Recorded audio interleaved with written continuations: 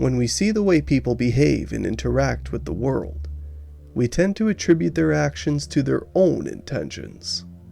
But we fail to grasp that, in general, most people are behaving according to their primal instincts, unknowingly influenced by their animal tendencies.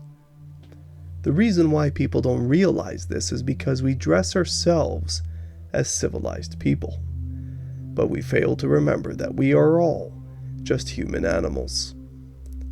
Consider how the animal aspect of our human nature always bleeds through in our daily lives. Our lusts, our cravings, our vanity, our anger, our resentments. All of these pernicious and poisonous energies are conjured from the unconscious, that part of the mind that harbors our animal nature, which tends to bring about those primitive impulses.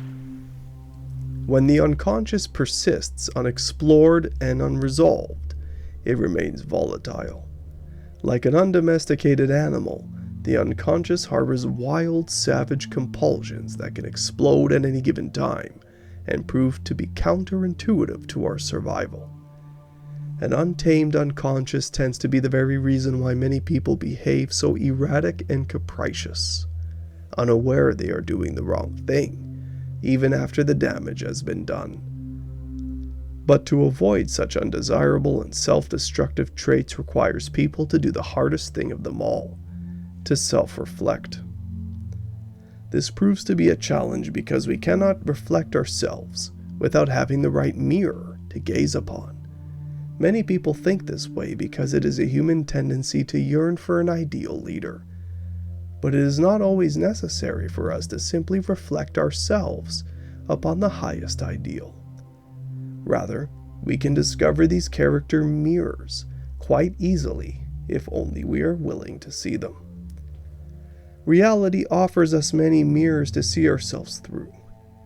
The grand myth of the hero, the nightmare of the serial killer, the great hope of the savior, and the despair of the tyrant are all mirrors we can see ourselves in.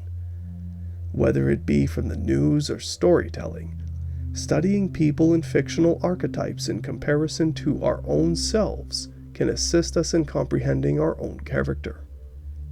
The problem, however, is that people tend to either be too afraid to look at themselves through these mirrors, or that they are so proud of themselves that they think they are the mirror, thinking others should be looking up to them, and therefore allowing their unconscious to continue ruling their lives.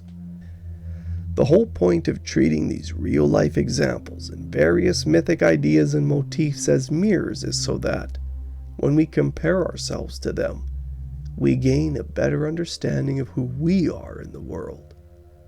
Are we heroic, hoping to achieve success for a moral ideal, one that can even offer redemption to a dying world?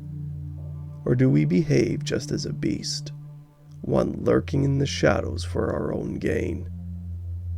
It is up to each and every one of us to discover the value in introspection. To harness the ability to self-reflect opens the doors to achieving our greatest potential. But if we refuse to place our egos before the mirror of the greats, we will simply fade away as shadows of who we were always meant to become.